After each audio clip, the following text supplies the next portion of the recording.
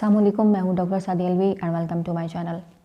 आज हम बात करेंगे कि अगर आपका हमल बार बार ज़ाया हो जाता है तो इसकी आखिर कौन सी ऐसी जो है वो बड़ी वजूहात हो सकती हैं कि जिसकी वजह से आपका जो हमल है वो बार बार ज़ाया हो रहा है। जो आपका हमल बार बार ज़ाया हो रहा है तो इसकी कुछ बेसिक वजूहात होती हैं। अगर आपकी जीन्स में कोई ख़राबी है, जीनियाती मसाइल हैं, क्रोमोसोमल ख़राबियाँ हैं आपकी या आपके ख़ाविंद की तरफ से, तो इस वजह से भी आपका हमल बार बार ज़ाया होता है। इसके अलावा माँ के अंदर जो खून के जमने के अवारिज़ होते हैं, यानी कि ब्लड क्लॉटिंग फैक्टर कहा जाता है। इसमें क्या होता है कि माँ के खून की जो नालियाँ हैं, वो नालियाँ जो कि बच्चे को जो है वो प्लेसेंटा की तरफ जा रही होती हैं, तो इसमें एक नुकसान क्या होता है कि माँ का खून जो है वो अगर ज़्यादा गाढ़ा है तो खून ज़्यादा गाढ़ा होने की वजह से क्या होगा कि खून की जो नालियाँ हैं उनमें लोथड़े बन जाएंगे। तो जब बाकी खून की नालियों में लोथड़े बनेंगे तो वो खून की नालियाँ जो कि माँ से बच्चे की तरफ प्लेसेंटा को खून फराहम करती हैं, उसे ग़िज़ाइयत फराहम करती हैं, तो उनमें भी लोथड़े बन जाएंगे, ब्लॉकेज हो जाएगी। उसका नुकसान ये होगा कि जब बच्चे की तरफ ब्लड सर्कुलेशन नहीं जा पाएगी, बच्चे को ग़िज़ा नहीं मिल पाएगी, तो क्या होगा कि बच्चे की नशोनुमा नहीं हो पाएगी और हो जाता है हमल जो है वो बार बार ज़ाया हो जाता है।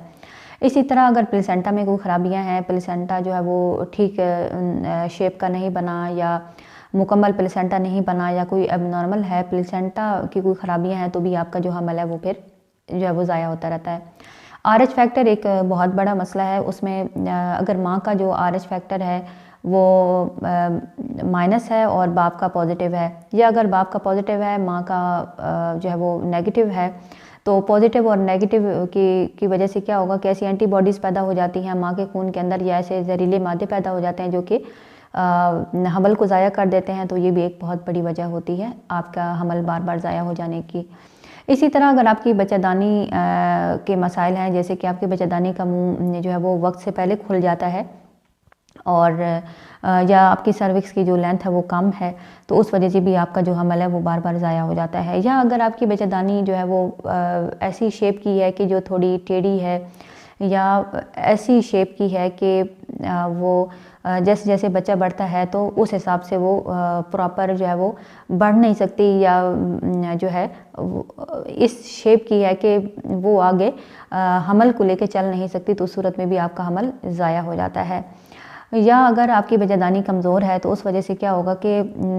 जो यूट्रस की जो टिश्यूज़ हैं, जो उसकी वॉल्स हैं, वो इतनी कमज़ोर होती हैं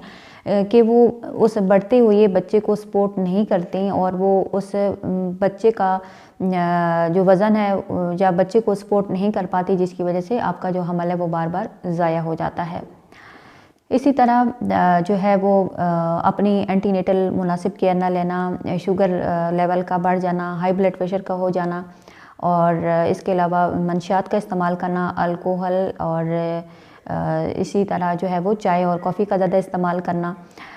ये सारी ऐसी वजूहात होती हैं जिसकी वजह से आपका जो हमल है वो बार बार ज़ाया होता है।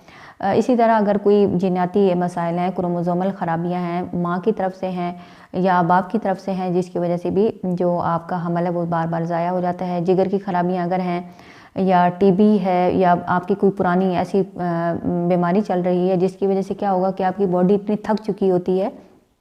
कि मज़ीद वो फिर प्रेगनेंसी को लेने की या प्रेगनेंसी के मुतालिक जो डिफरेंट तरह के मसाइल हैं उनसे निपटने के लिए वो तैयार नहीं होती, जिसकी वजह से आपका जो हमल है वो ज़ाया हो जाता है।